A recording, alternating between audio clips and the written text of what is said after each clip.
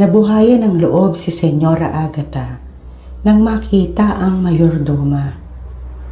Nakita niya itong lumapit sa mga kandila, yumuko, at sandali pa ay nag-antanda.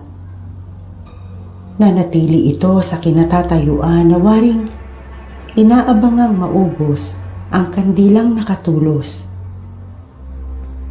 Sinikap niyang kunin ang atensyon nito.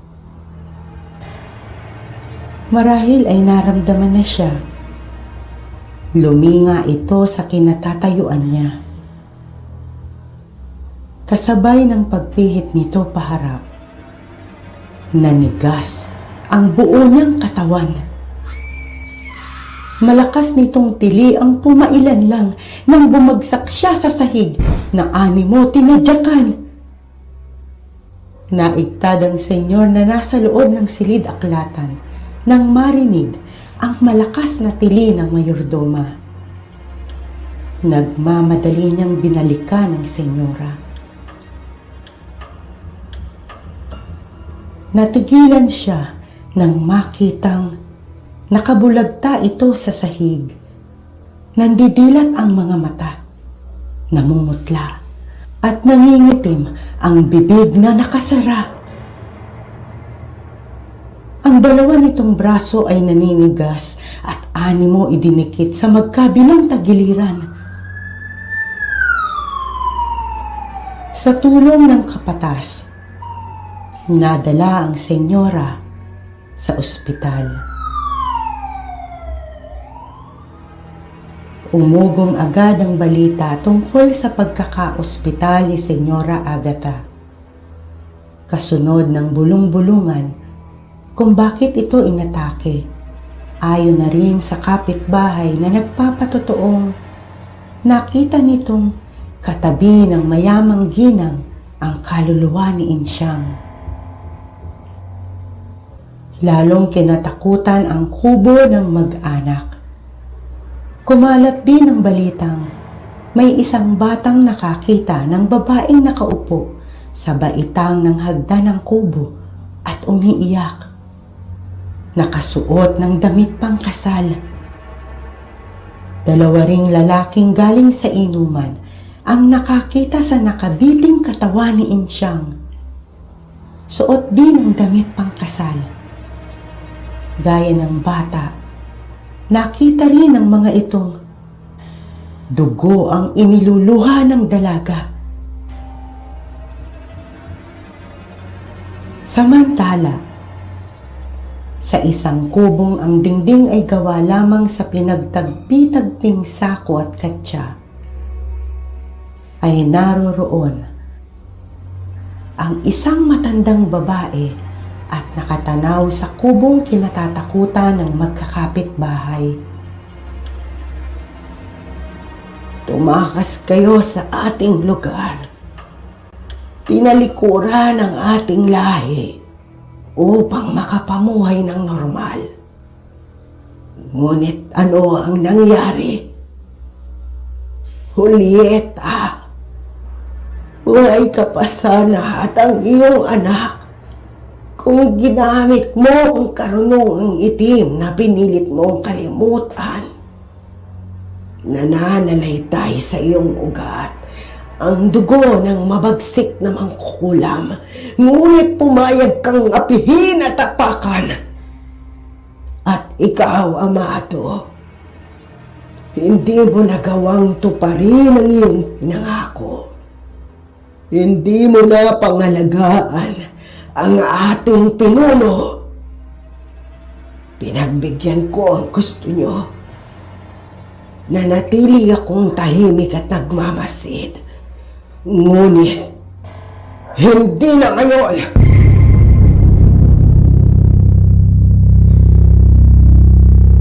Mula sa pinagmamasdang kubo, ipinaling ng matanda ang paningin.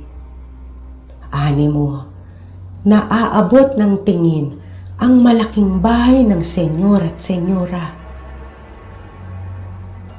Nagkamali kayo ng tinapakan.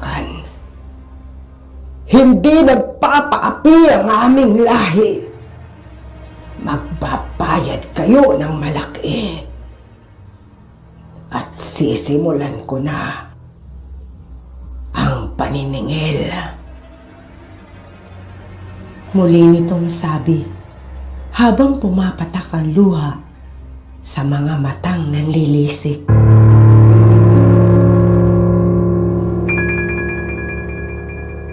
Ilang araw na ang nagdaan ay hindi pa alam ni Anthony ang nangyari sa ina. Kasalukuyan siyang patungo sa sikat na disco bar kung saan naghihintay ang mga kaibigan.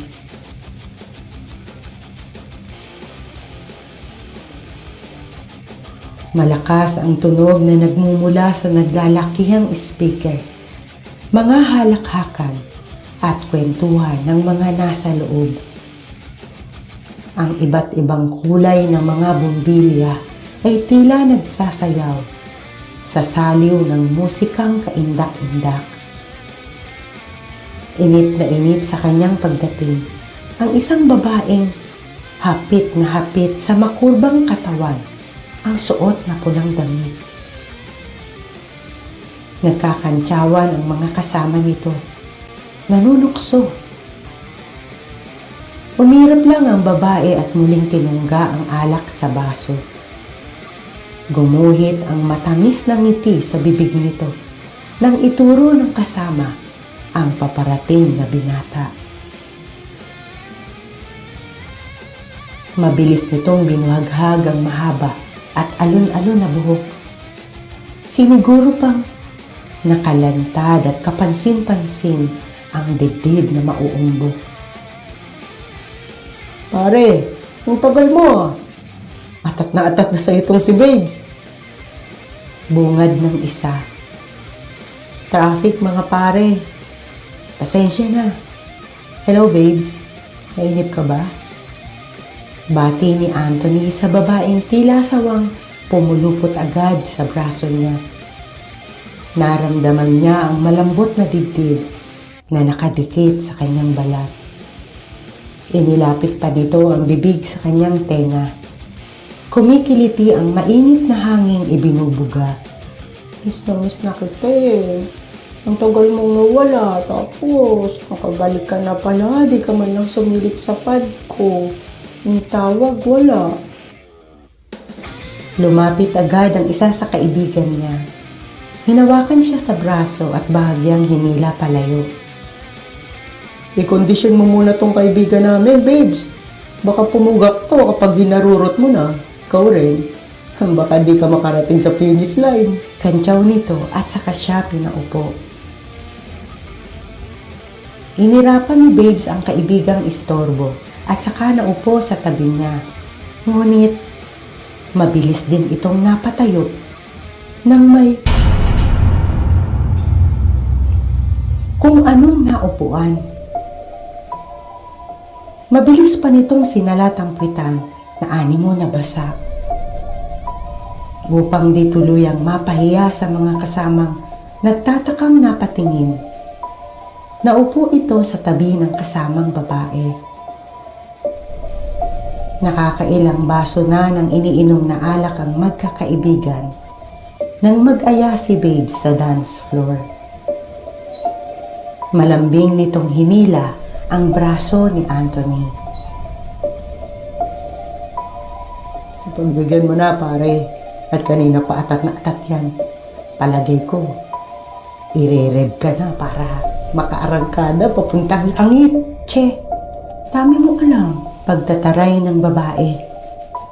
Muling umugong ang kantsawan at tawanan. Nagsigawan pa ang mga ito nang magpatianod si Anthony papunta sa gitna.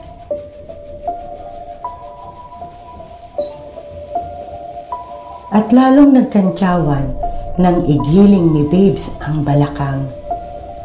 Mapang-akit itong umindayog. Nagyayaya. Naghahamon. Nagkakantsawan pa rin ang mga ito habang pinanonood ang dalawa. Nakaumang na sa bibig ng isa sa mga ito ang basong hawak nang may mapansin.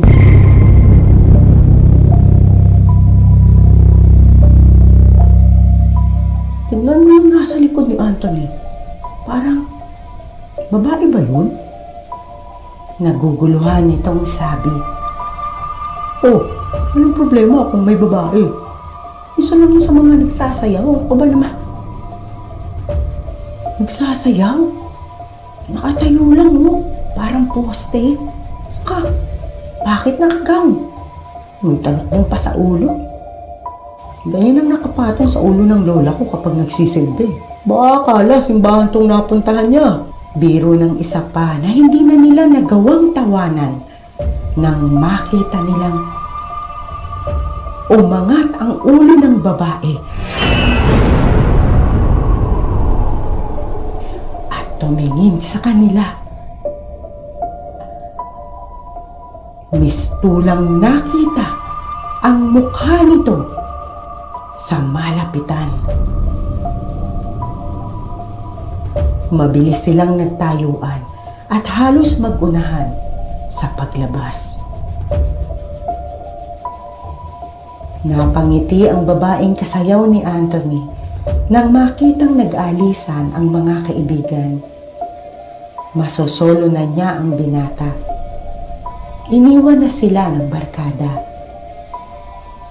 Lalo siyang natuwa ng hapitin nito at siilin ng halik. Umarko ang isa niyang kilay nang mapansin ang babaeng nakadikit kay Anthony. Sino ba tong pokpok na to? Ang luwag-luwag ng dance floor, dito nakasiksik sa amin. Ang pagtataray na binabalak ay hindi na niya nagawa nang mula sa batok ni Anthony, sumungaw ang mukha ng babaeng nakabelong itim. Nanlilisik ang mga mata at titig na titig sa kanya.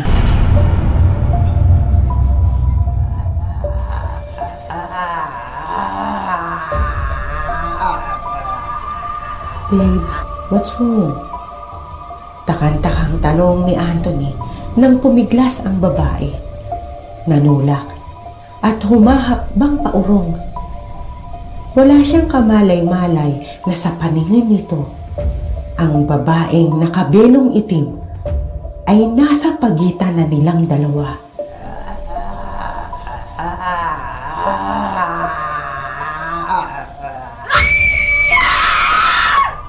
Babes! Saan ka pupunta? Babes! Sigaw ni Anthony sa babaeng nagtatakbo palabas. Pagkaraan ng ilang sandali,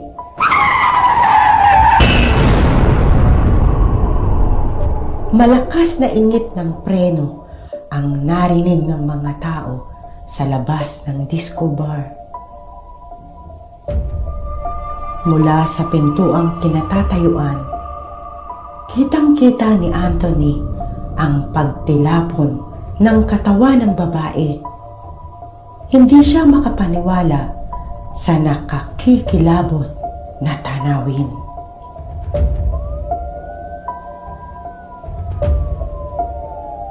Sa kalsada, nakahandusay ang katawan ng babae. Nag-aagaw buhay.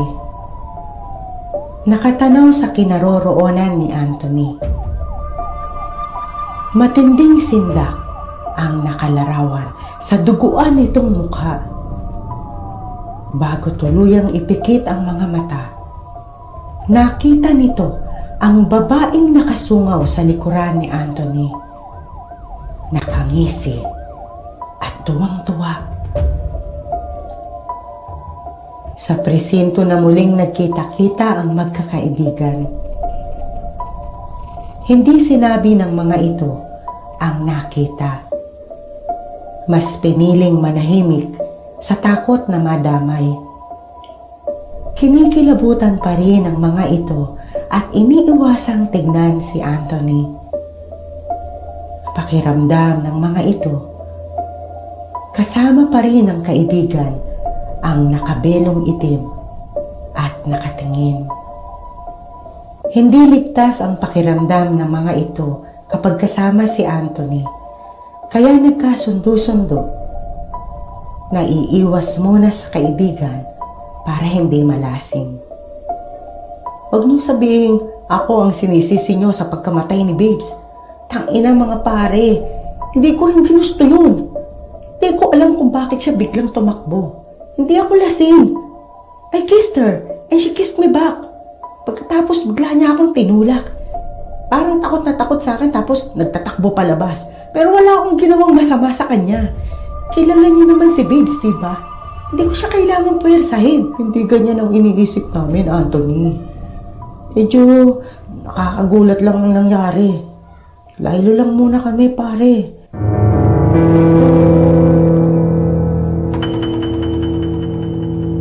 Naging kainip-inip ang mga sumunod na araw para kay Anthony. Masamang-masama ang loob niya sa mga kaibigan. Hindi niya maintindihan kung bakit para siyang may nakahahawang sakit kaya iniiwasan. Nang hapong iyon, naisipan niyang maglakad-lakad sa park di kalayuan sa inuuwian upang palipasin ang oras. Nang mapagod, naupo siya sa malapad at malaking bato. Napansin niya ang batang babaeng nakaangka sa likod ng namimisikleta. Nakatingin ito sa kanya pero hindi sa kanya. Nakalampas na ang bisikleta'y nakapaling pa rin ang mukha nito sa kanya. Nagtataka siyang nailing. Dumagdag pa ito sa inis na nararamdaman niya. Pauwi na siya nang makasalubong ang mga kabatch. Inaaya siya sa parting pupuntahan. Mabilis siyang pumayag. Gusto rin niyang kalimutan ang pagkamatay ng kaibigan at kalaro sa kama at ang sama ng loob sa mga inaakalang tunay na kaibigan. Alas 8 na nang pumunta siya sa party. Marami na ang bisitang dinatnan niya. Isang boteng imported na alak ang dala niya bilang regalo. Kinantsawan siya ng birthday celebrant dahil late na naman siyang dumating. Hindi siya nakatanggi sa sunod-sunod na tagay ng mga ito. Nang magpaalam siya upang umihi, ay mabuhay na ang kanyang tayo. Nagkantsawan ang mga kainuman niya na tinawanan niya lang. Dumiretso siya sa CR na itinuro nito. Natatawa pa siya sa sarili dahil sa pasuray-suray na lakad. Samantala, nagkakantsawan pa rin ang mga iniwan ni Anthony. Pagkakataon mo na bro, may tama na si Anthony, sundan mo na, baka maunahan ka pa. Kantsaw ng babae sa kasama. Agad namang tumayo ang babaeng kinantsawan. Hinagod pa ang makurbang katawan at saka maalindog na naglakad patungo sa CR. Nagpalakpakan ang mga naiwan na sinabayan pa ng sigawan. Nang makarating ang babae, muli nitong inayos ang sarili bago nagkunwang hindi alam na naroon si Anthony sa loob at saka binuksan ang pinto. Laking dismaya nito nang makitang may kasama na si Anthony. Nakatukod sa dingding ang isang kamay habang umiihi at ang babae namang kasama nito ay nakahilig sa likuran. Sino ba tong gaga na to? Naka-evening dress at may belo pa. Inunahan pa ako ng puta. Hoy, Anthony! Hindi ka pa ba tapos dyan? Mataray nitong tanong. Hindi tuminag ang tinawag. Nakakalokong ngumiti ang babae at saka binalingan ang inakalang karibal. Tulog na yung kinakalantari mo, girl. Tinulugan ng beauty mo. Pagkasabi ay tumawa ito. God, nakakahiya. Nang iinis. Natigilan ito nang lingunin ng nakabelong itim. Nagtama ang kanilang paningin. Ilang sandali pa, tulala na ito at tahimik na naglakad pabalik sa mga kainuman. Tangina, ang bilis ah! Tapos na agad! Tuksuhan ng mga kasama nito. Tignan mo, tulala pa ang gaga. Gaano ba kalaki ang isinubo mo at parang nabilaukan ka? Natatawang tanong ng isa pa. Muling umugong ang malakas na tawanan. Ngunit, sandali lang. Napamaang ang lahat nang walang ano-ano'y dinampot nito ang isang bote at paulit-ulit na ipinalo sa sariling ulo. Hindi pa nasyahan. Dumampot ito ng isa pa. Gulantang na nagsigawan ang lahat ng nakakita. Sumisilit ang dugo mula sa ulo nitong patuloy pa ring pinapalo. Samantala, sa isang sulok naman ay naroon ang isa sa mga kainuman ni Anthony. Nanginginig sa takot. Alam nito ang nangyari sa loob ng CR dahil balak sanang mambuso. Gaya ng babaeng kasalukuyang naliligo sa sariling dugo. Nilingon din ito ng nakabelong itim. Kitang-kita rin nito ang nanlilisik na mata ng babae at ang nakakikilabot na ngiti.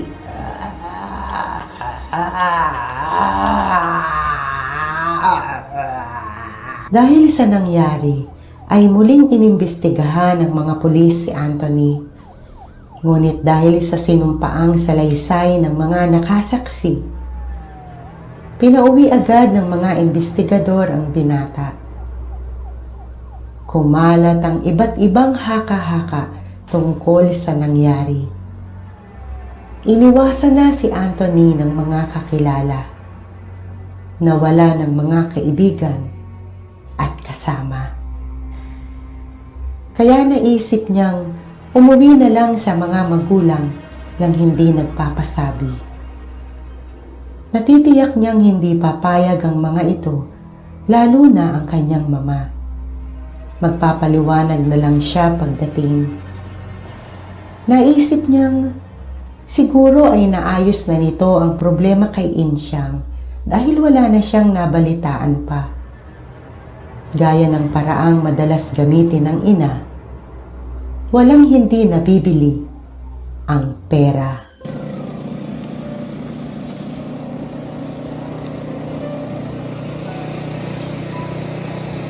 Padilim na nang makarating siya sa kanila. Sa loob pa lang ng tricycle na sinasakyan ay nagtitinginan at nagbubulungan na ang mga nakakita sa kanya. Ipinagkibit balikat niya ang bagay na yon. Ganon din ang reaksyon ng mga ito nung una siyang makita. Para siyang artistang pinagkaguluhan. Nasisiguro niyang kakalat agad ang balita at makakarating kay Insyang. Ang mama niya na lang ang bahala kung sakaling gagawa ito ng eskandalo. Nagpababa siya sa mismong tapat ng gate ng bahay nila. Laking gulat ng mayordoma nang makita si Anthony.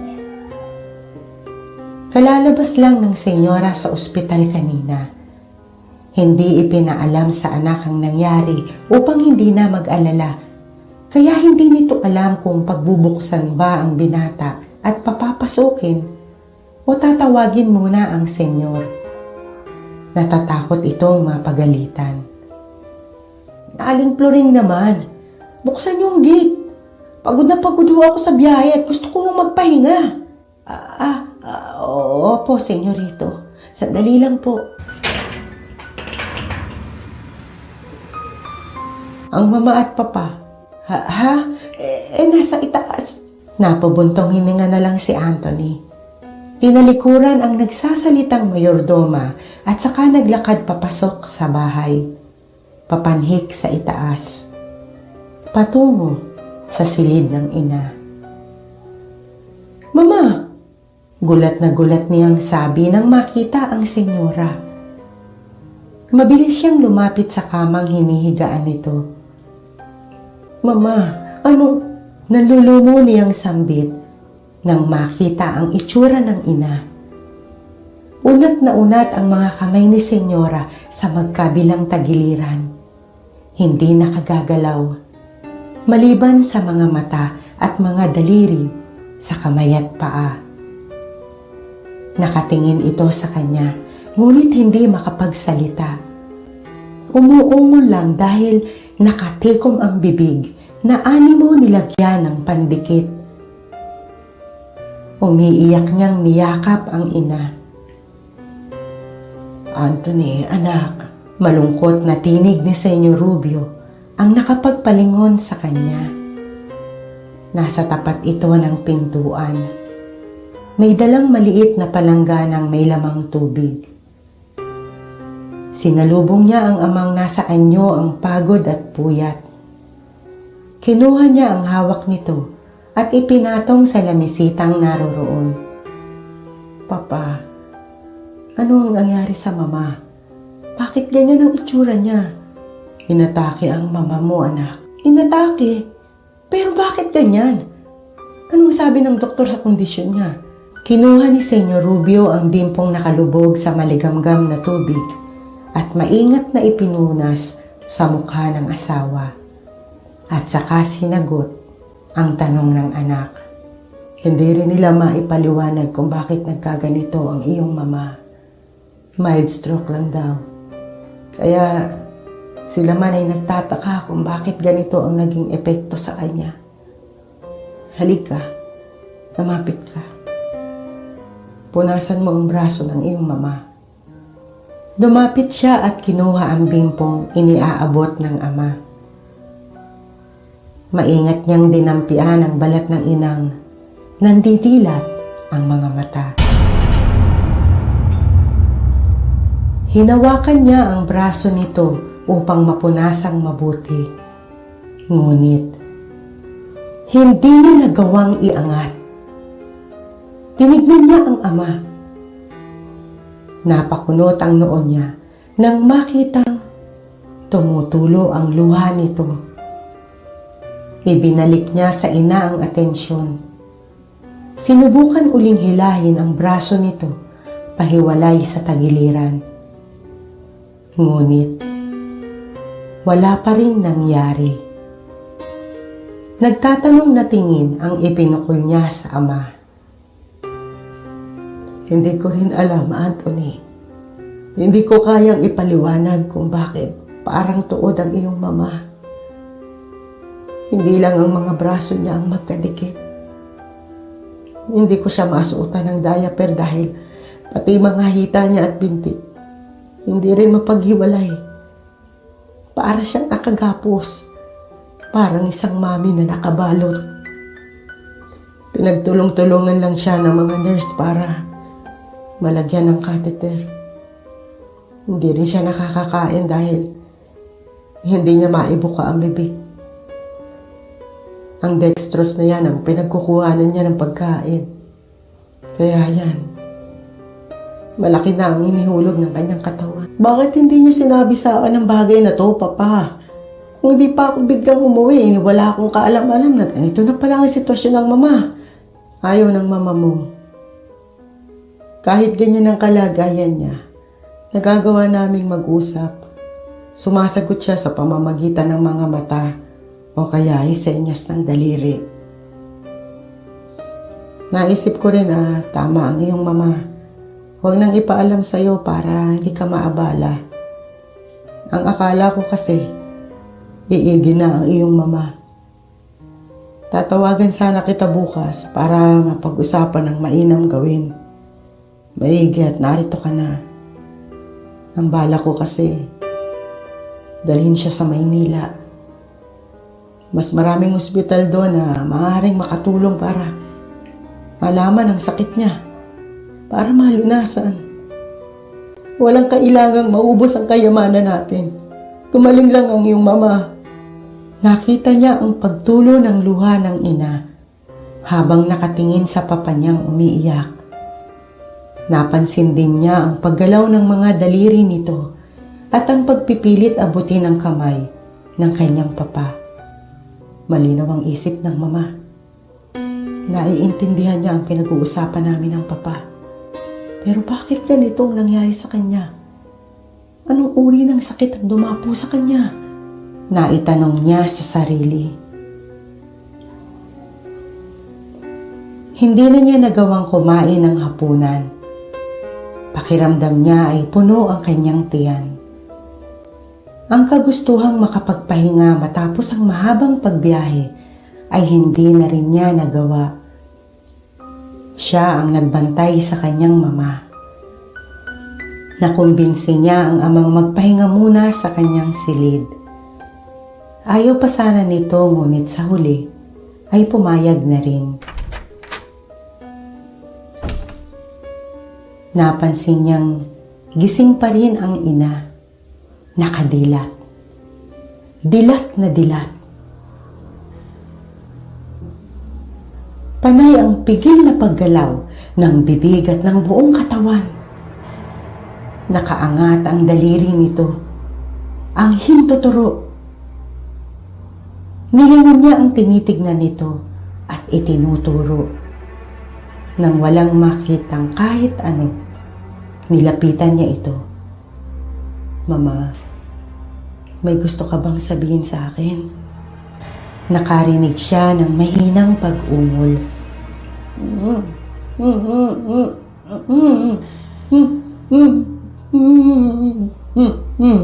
May sinasabi ang kanyang mama. May gustong sabihin sa kanya. Dumukwang siya palapit sa mukha nito. Idinikit ang isang tenga sa bibig nitong hindi magawang ibuka.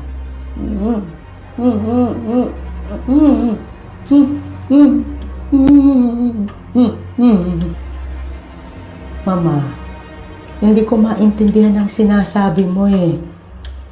Hinahanap mo ba ang papa? Nandun siya sa kwarto ko. Huwag kang mag-alala, nandito naman ako sa tabi mo eh. Hindi kita iiwan, mama. Ako muna ang mag-aalaga sa'yo. Babantayan kita kaya matulog ka na ha. Magpapahinga lang ang papa tapos babalik rin siya. Nakangiti niyang sabi sa ina habang hinahagod ang noon nito.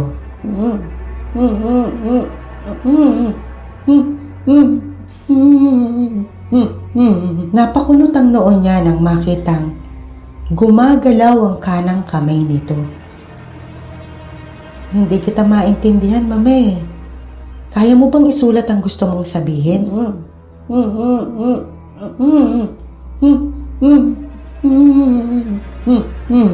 Hirap na hirap man, ay pinilit ng senyorang ikilos ang katawan.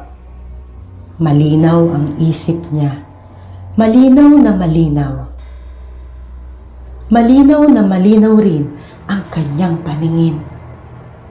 Nakikita niyang hindi nag-iisa ang anak.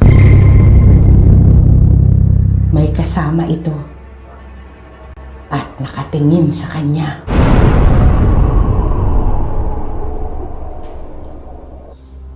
Sa nakikitang pagpipilit ng inang maigalaw ang kamay at ang mga daliri, naghanap agad si Anthony ng papel at ballpen. Kailangan na lang ay maiupo ito upang madaling makapagsulat. Payakap niya itong iniangat. Napamura siya nang hindi natinag ang katawan nito mula sa pagkakahiga. Tila isang napakalaking bato ang pinipilit niyang buhatin. Naihilamos niya ang kamay sa sariling mukha. Ano ang nangyayari sa mama niya? Balingkinitan lang ang katawan nito at mas numipis pa dahil sa pagkakasakit. Pero bakit hindi niya maiangat? Naikuyom niya ang palad habang pinagmamasdan ito sa ginagawa. Hapong-hapo na ito sa pagsisikap makagalaw.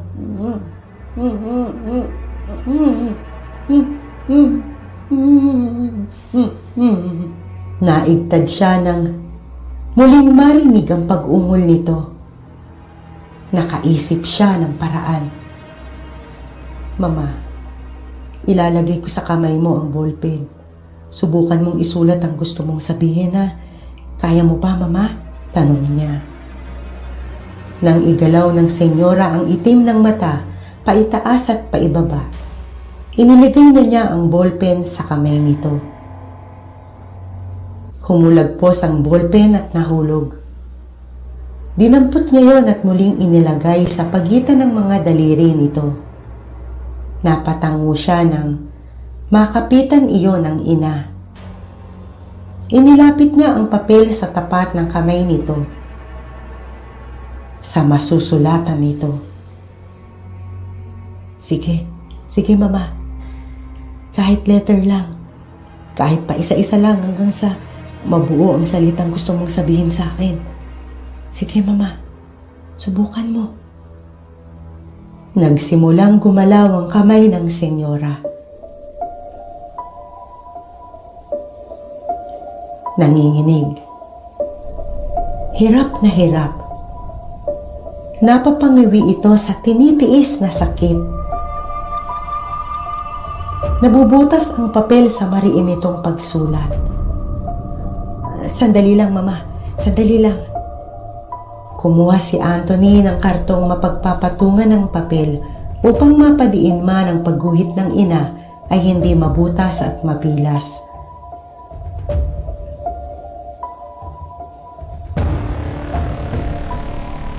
Pagkatapos ay muling inilapit sa kamay ng ina. Muling kumilos ang mga daliri ni Senyora Agatha. Isang magulo at di maintindihang letra ang naisulat nito. Muling kumuha ng papel si Anthony at inilapit. Muling gumuhit ang senyora. Paulit-ulit ang ginawa nila. Isang letra sa bawat piraso ng papel. Nadatnan sila ng senyor sa ginagawa. Papa, may gustong sabihin ng mama. Isinusulat niya. Lumapit ang senyor at tumulong sa kanila. Bawat matapos ng asawa ay kinukuha at inilalatag sa sahig. Bawat piraso ay pinapatungan ng pabigat upang hindi liparin. Dahil sa nakitang ginagawa ng ama, isinara ni Anthony ang bintana at saka binalikan ng ina. Muling gumuhit si Senyora Agatha. 11 pirasong papel ang nagawa nitong guhitan ng mga letra. Bagamat hindi maayos ang pagkakaguhit, ay naintindihan ni Senyor Rubio ang nabuong salita. Ano ang isinulat ng mama, papa? Tanong ni Anthony, na hindi nasagot ng senyor. Palipat-lipat ang tingin sa mga piraso ng papel na nakalatag sa sahig. Lumapit na si Anthony. Isa-isang binasa ang mga letrang tinitignan ng ama. N, A, N D I T O S I L A at saka binasa ang buong salita. Ang gustong sabihin ni Senyora, nandito sila. Nandito sila.